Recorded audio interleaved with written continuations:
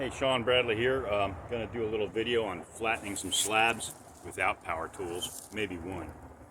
So for those of you that don't have a router sled or a big joiner or planer, this is how they do it old school. So we have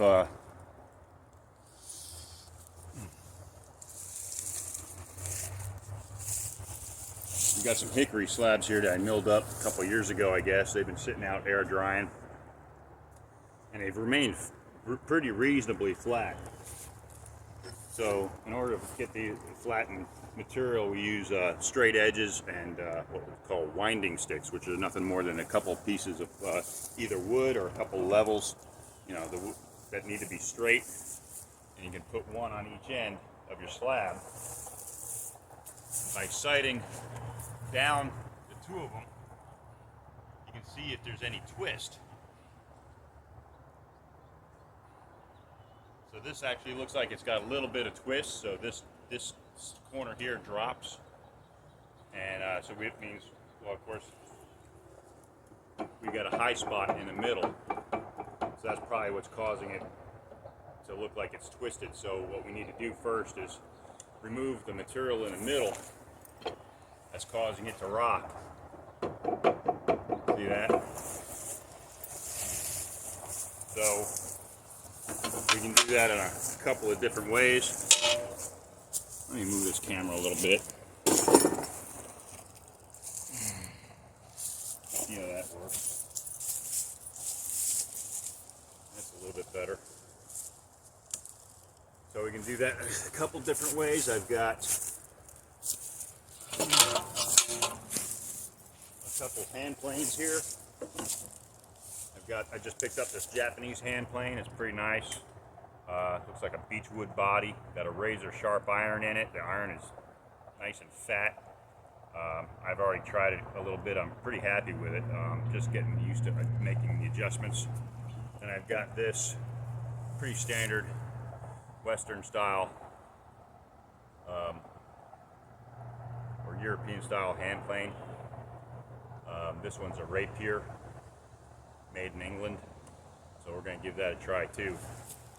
So in order to take the high spot out of the center, we just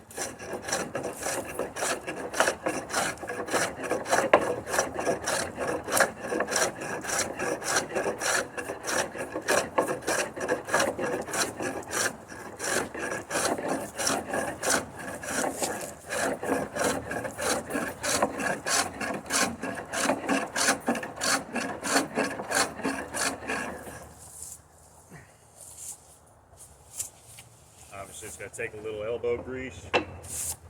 Give this one a shot. I don't know how sharp this one is. It seems to be fairly sharp.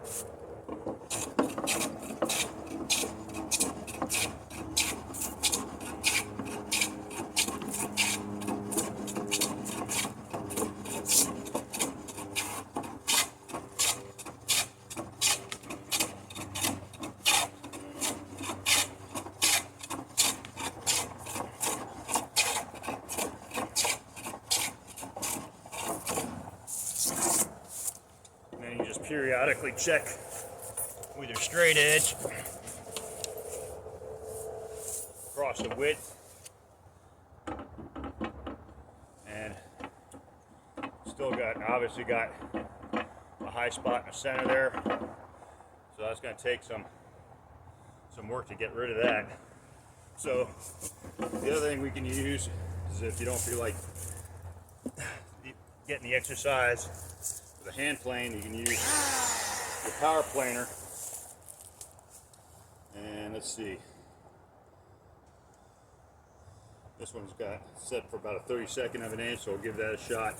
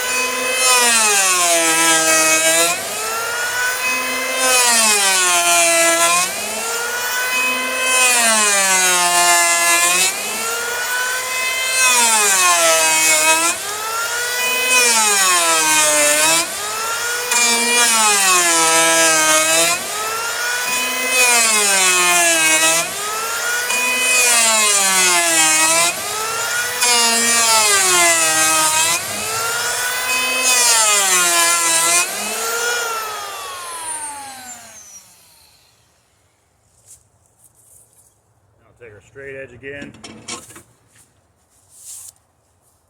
So that's almost nearly flat on that end. Just a little bit of rock left there. No rock here. So let's check that out.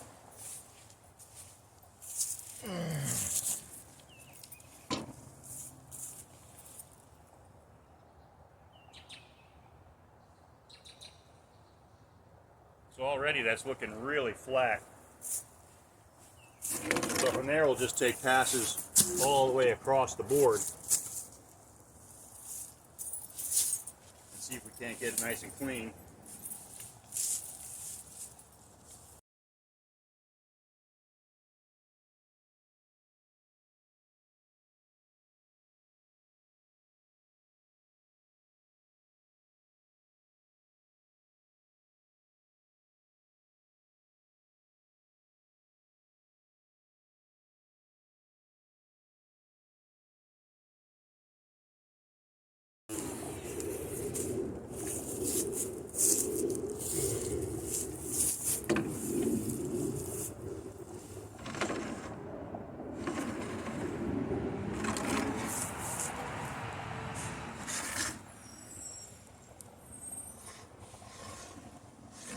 Looking a little low over here, but otherwise it's starting to look really good. And you just keep at it till you get a nice finished face all the way across.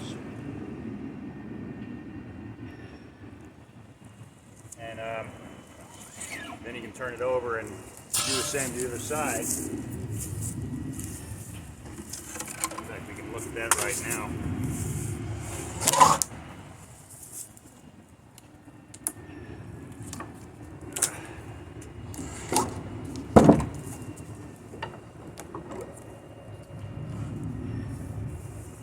So we look at this side here, and obviously, I mean, it's a little hollow, which makes sense because the other side was humped. So we got a hollow here. So we're going to be taking our first passes off the edges in order to get that flat.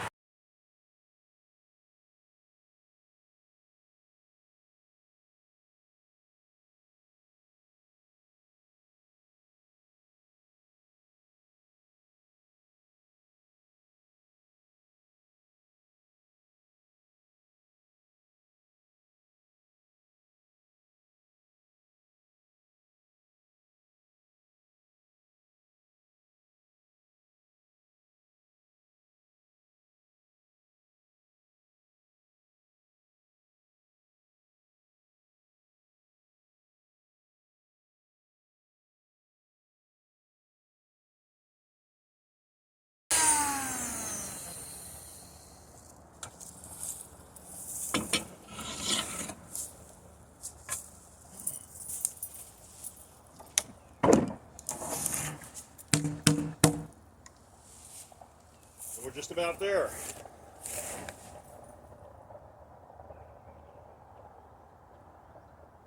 I'm going to take two of these slabs and make a dining table for a friend of mine.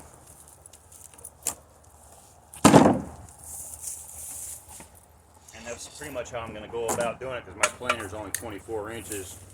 I got a 16-inch joiner, and these are 26 inches wide, so I'm not going to spend hours with a router sled that only cuts, I guess if you're using a 3-inch bit, you might take 1.5 inches at a time, unless you got a nice big fat 3 horsepower router or something like that. Otherwise, most of your spoil board cutters are about 1 inch and 3/4 or so, and so you're talking about a ton of passes with a router sled, plus if you don't have one, you got to build that. So just grab yourself a couple winding sticks, power planer, or a couple hand planes. The one nice thing about the power planer is it removes stock real quick, but it might be a little more difficult to fine tune a slab. because it does take off a lot. I mean, obviously you can change it down to take as little as you want, but I find that fine tuning with a good sharp hand plane works just as well, and you probably wind up getting a better finish too with a hand plane if you got it sharpened properly. So that's about it for now. I'll post more videos on this project as we go along.